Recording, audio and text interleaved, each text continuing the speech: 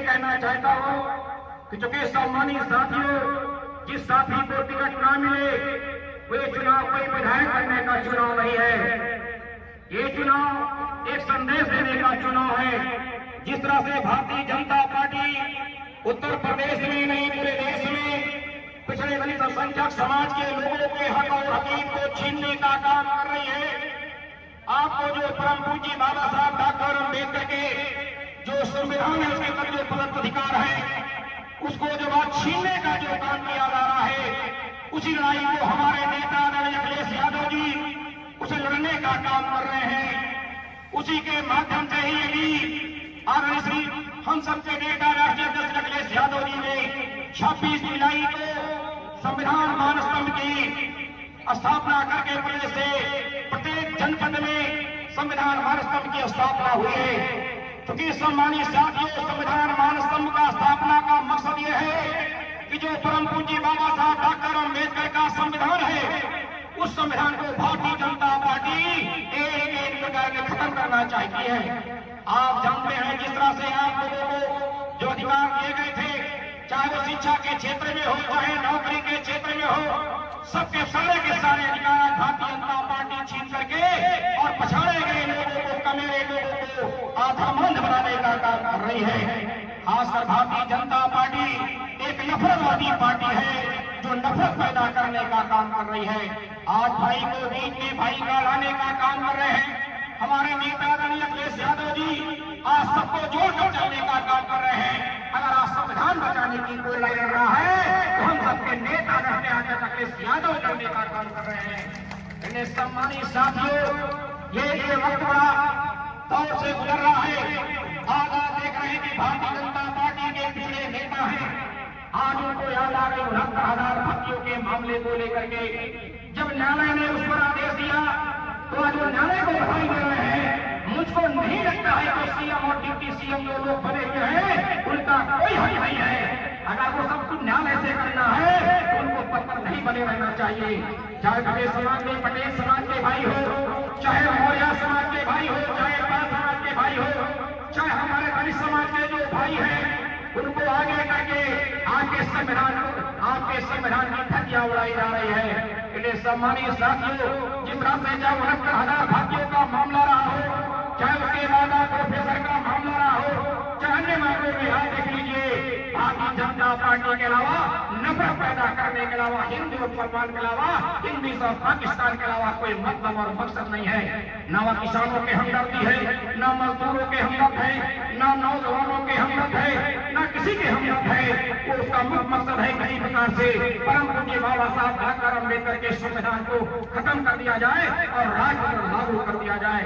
मैं चुनाव के बीच में भी बोल रहा था, जबकि हमारे नेता अखिलेश यादव जी बार बार कह रहे थे और उनके नेताओं ने कहा था कि अगर हम 400 पार आते हैं तो भारत का संविधान बदल देंगे। क्योंकि हम आपको धन्यवाद देना चाहते हैं। मैं कई कारणों से आप सबने तो जिता दिया, कुछ लोगों की वजह से, कुछ लोगों की वजह से थोड़ा कहीं में कहीं रह गई तो मैं लोकसभा में नहीं पहुंच पाया। मैं आपसे वादा नहीं बड़ा विश्वास दिलाता हूँ, मुझको 4,48,000 लोगों ने वोट दिया है।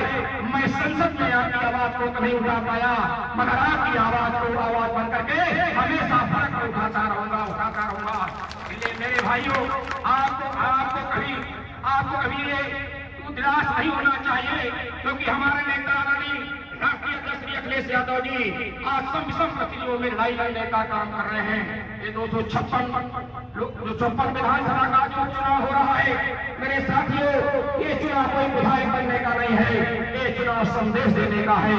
जिसको माननीय राष्ट्रीय अध्यक्ष जी अखिलेश यादव जी साइकिल चुनाव चिन्ह दे देंगे, हम सबको मालूम होना चाहिए कि हमारा प्रत्याशी साइकिल होगा। ये नहीं कि आज हमको टिकट नहीं मिला या कल हमको टिकट नहीं मिला तो हम घर बढ़ जाए। तो वास्तव में अगर आप चाहते हो, जो परम पूज्य बाबा साहब डॉक्टर अम्बेडकर को चाहते हो, डॉक्टर राम मनोहर लोहिया जी को चाहते हो, जो साहू जी महाराज 26 जुलाई को आरक्षण की शुरुआत किया था, आप चाहते हो लोग मानने वाले लोग हो और पीडीए की बात करते हो। पीडीए का मतलब ही नहीं है पिछला दिन तो राधी आबादी भी आता है, उसमें वो गरीब समान भाई भी पीडीए में आते हैं। हमारे नेता का मकसद है सबको हिस्सेदारी और समान रूप से देना है। इसलिए हमारे नेता का मेरे वक्त लड़ाई लड़ रहे हैं। अब ज्यादा कुछ न कहते हुए मन पर ही काफी नेताओं को बोलेंगे। इसलिए मैं इतना कहना चाहता हूँ कि हमारे नेता अखिलेश यादव जी के मान और सम्मान में आदरणीय हम सबके नेता भाई श्री इंद्रजीत सरोज जी को प्रभारी बनाया गया है। हम सबकी नैतिक जिम्मेदारी बन जाएगी कि गांव गांव में चलना है। जब मैं चुनाव में गया था तो कनिष्ठ में काफी लोगों के नाम नहीं थे। मेरे भाइयों, पहले वोट बनाई जाती है, फिर वोट सहेजी जाती है, फिर वोट मांगी जाती है। का उपचुनाव होने जा रहा है, उसके प्रभारी आदरणीय श्री इंद्रजीत सरोज जी इसी कार्यक्रम में हम लोगों के बीच में यहाँ पर उपस्थित बहुत ही सम्मानित, जिनको आप सबने एमएलसी बनाने का काम किया, समाजवादी पार्टी के वरिष्ठ नेता आदरणीय श्री मान सिंह यादव जी, इसी कार्यक्रम में भी आप लोगों ने विचारों को सुनने का काम किया। बहुत ही सम्मानित समाजवादी पार्टी के कार्यवाह को बढ़ाने वाले पूर्व मंत्री आदरणीय अंसार अहमद जी, इसी कार्यक्रम में सोहराव विधानसभा से विधायक आदरणीय गीता पासे जी, इसी कार्यक्रम में जो इस फूलपुर विधानसभा क्षेत्र के प्रभारी हैं, पूर्व में चुनाव लड़ चुके आदरणीय मुस्तफा सिद्दीकी साहब, इसी कार्यक्रम में हम लोगों के बीच पर बैठे भाई आपके जनप्रिय विधायक भाई संदीप पटेल जी, अभी आप लोगों के बीच में विचार रखे एमएलसी के रूप में बासु यादव जी, विधायक आदरणीय हाकिम चंदन जी और यहाँ पर सांसद जी भाई